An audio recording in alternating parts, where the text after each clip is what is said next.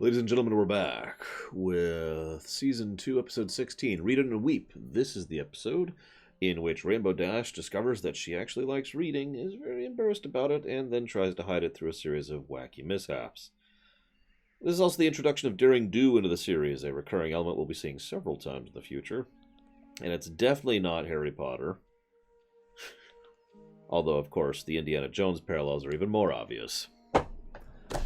Now, this episode, I've started keeping track of authors. I'm going to keep doing that. I should have done this whole time. I'm going to go back and start writing that down.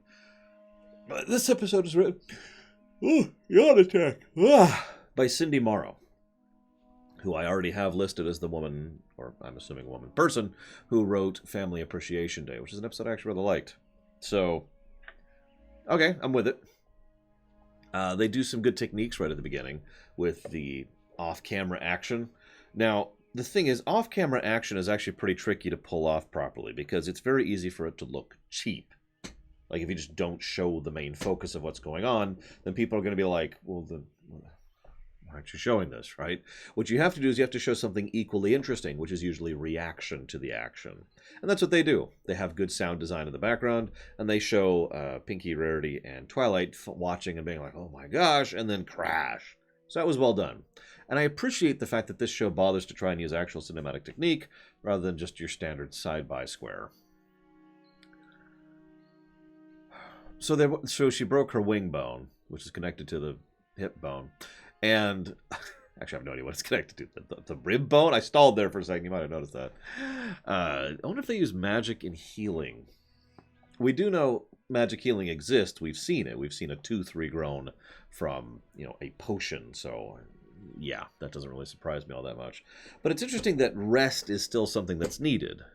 I could speculate on that, and I could probably spend a while doing so, but let's just move on for the moment to instead talk about how reading is for eggheads. Oh, I know, right, Sean? In MLP, yeah, we see feathers in the X-ray, for God's sakes. In MLP's universe, the hospital not only actually takes care of you and doesn't charge you for it, but there's also the fact that they, want you to stay as long as you need to in order to actually properly get rested. Speaking as someone who's been in a hospital after surgery twice in my life, that's not generally how that tends to go. In fact, I actually still have permanent nerve damage in my left foot as a consequence of being more or less literally shoved out the door too quickly. Down the stairs I went. We probably could have sued them. We didn't. Moving on. So, what I like, there's a good message in this one for kids. There's this bit where she says, oh, reading is for eggheads. It's uncool. And then everyone just kind of laughs. Not laughs at her. It's not a mocking thing. They just laugh as if she just made a joke. Because everyone likes reading. I kind of like that. There's a lot of ways they could have made that scene not work, but instead what we see is it is presented as normal that even people of differing opinions and ideas and perspectives and preferences all still like reading. Like, that's cool. I actually like that. That's a good message to show. There's another good message to show. I want to save that for last, though. To Dream Whisperer, have you ever refused to stop reading because you're too caught up in the story? I actually have the opposite problem. I tend to get so caught up in a story that I have to pause for a minute. I'm not joking. Like, I need to get up and move. I need to do. One of the old things I used to do back when I used to read on a regular basis is I would read, for however long, 20 minutes, 30 minutes, and then I would put the book down, and then I would go exercise for like 15 minutes to get all the excess energy out. And then I would go back to reading. Now, granted, I read incredibly fast, so maybe that's part of it. I need time to process. But that's how I used to do it.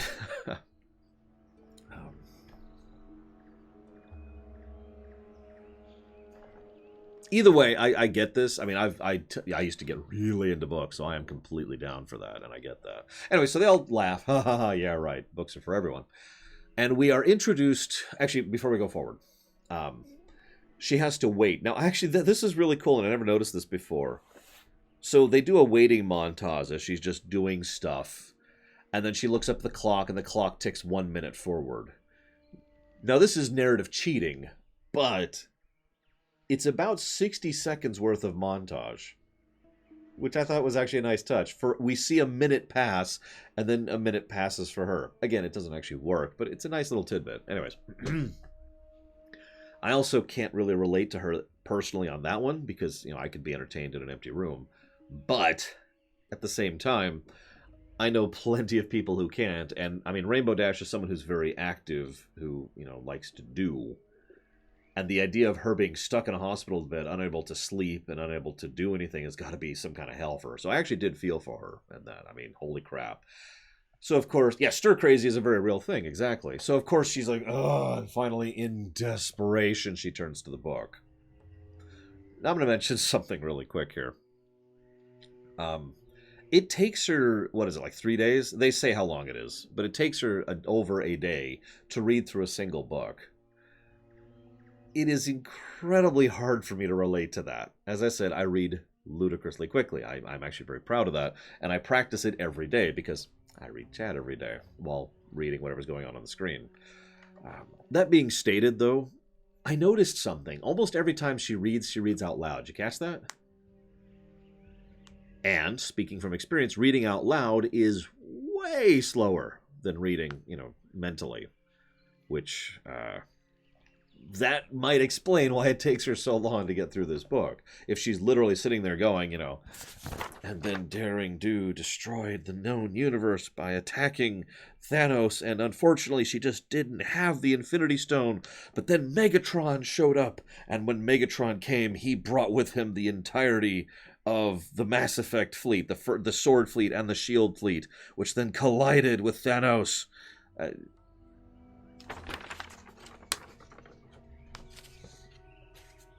So, I understand, and I'm not throwing shade. It's just, I want you to remember that reading out loud point for later. So, she starts reading, and you'll notice that the deck is kind of stacked here, right? It's a book about a Pegasus who is an action doer, who really likes, who is very active, who has just had an injury to her wing at the beginning of the episode, or the beginning of the book. That being said, this is the introduction of Daring Do into the series. Now, actually, so I read up on this a little bit. They had already decided they wanted to introduce Daring Do going forward. Yes, they already had decided to introduce Daring Do before this point, and they already had some ideas for her being a recurring character. So that's one of the reasons why they flesh her out so much in this episode, and why so much of the screen time is dedicated towards the book, because they wanted to do more with her. Now, by memory, I like basically all the Daring Do episodes. Yes, even that one. So, I'm with it. I enjoy it. I enjoy in-universe fiction, usually. To continue with my Star Trek parallels of the week. Voyager. And, oh god, what is it called? It's the thing that Harry and Tom do all the time in Voyager. The black and white holodeck program, which they brought back like 6 or 7 times across Voyager. I suddenly can't think of the name of the program. Whatever. You get what I'm talking about. I tend to like it when they have a built-in fiction in the fiction. Captain Proton. Thank you, Weouts. Captain Proton. And they do a decent job with it. And I thought they did a decent job with Daring Do. They also showcase Daring Do. It's very action-packed. It's definitely not anything else. Very Indiana Jones, of course. Or Tomb Raider, or Uncharted. Take your pick at this point. You can also call this DuckTales. So then they come in and they play Not Battleship, which I gotta be honest, I haven't played Battleship in so long. It reminds me more of Wind Waker than anything else. Sploosh. Anyway, so this leads to the part of the episode I don't like. There's actually 2 bits I don't like in this episode. And they're both, I don't know how to explain it, so I'm going to try and fail here. I don't like it when a character obviously lies. The end. I don't know how else to explain that. I'm not a fan of lying in general when it comes to this kind of lying, what do we call normal lies, real life lies. And she so obviously and so badly lies to her friends who are just there to try and help her out because they care about her. And she is, to be perfectly blunt, being rude. I get wanting to read the book. I do. Like Dream Whisperer mentioned that during the break. and I get, wanting to just kind of do her own thing and get back to it and not wanting to admit to it. I get all of that. What I do not get is her being a rude dick about it and just being a terrible liar. Or gross. That's the second thing she tries, is she's just gross. I didn't like either of those scenes. If you just ejected them, I'd probably like the whole episode.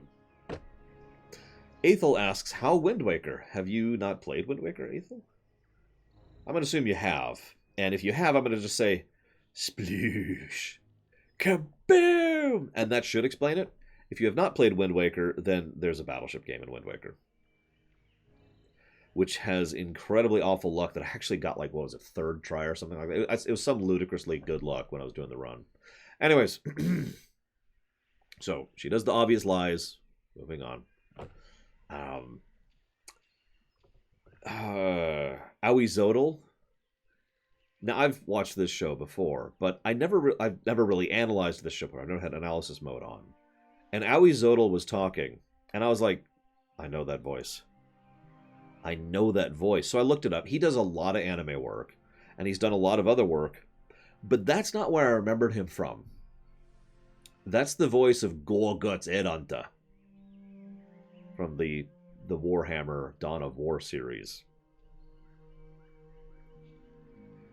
And as soon as I found that connection, I was just like, yeah, that's it. That's him. Holy crap. Anyways, I had to share that because that was kind of cool. Moving on. So naturally, she gets kicked out, and they're like, no. And this is when the episode kind of falters a little bit, but I'm willing to give it. I'm willing to give it some slack. Because, first of all, apologizing to Twilight is just right out. Of course it is. So instead of doing anything that makes any kind of sense, she needs a wacky plan. I'm willing to give it because the wacky plan actually made me laugh several times. Because, like, the security in the hospital is weirdly good. And we got, the pseudo Pink Panther music playing as she's going through. And she sneaks her way in, and she goes, there's the book, which, of course, is just lying on the floor. And then she starts reading it. Now, then she gets caught, like, seconds later. You remember what I said about her reading it out loud?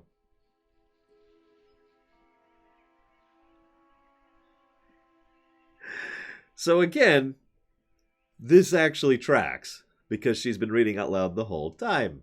So she gets caught instantly, and then she's like, oh god, I gotta get away.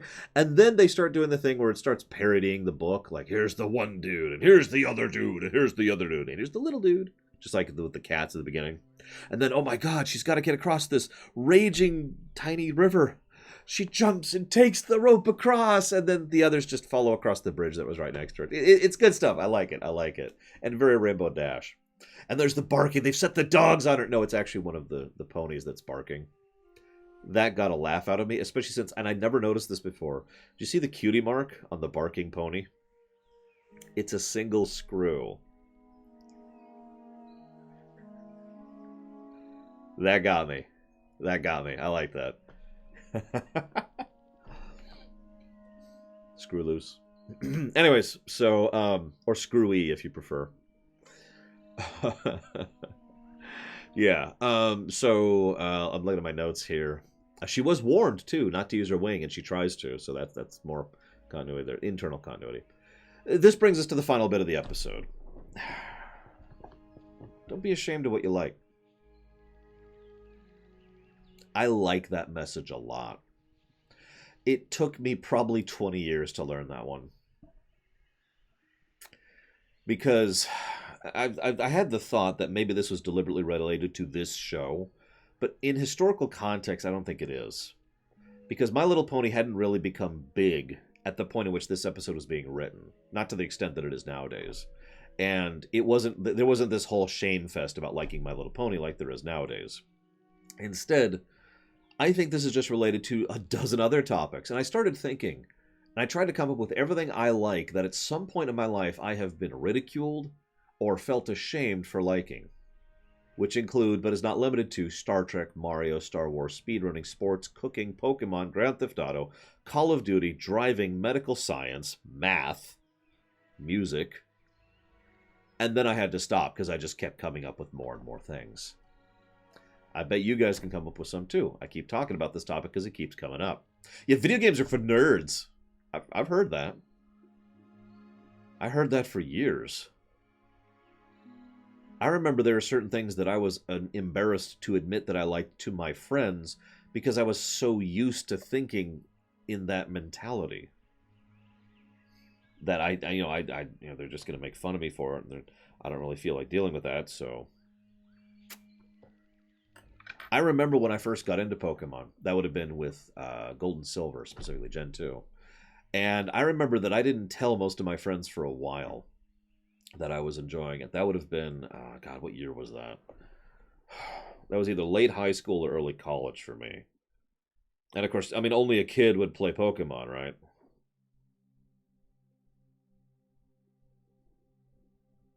(2001), so I'm right. It would be college. Yep, college years, beginning of college.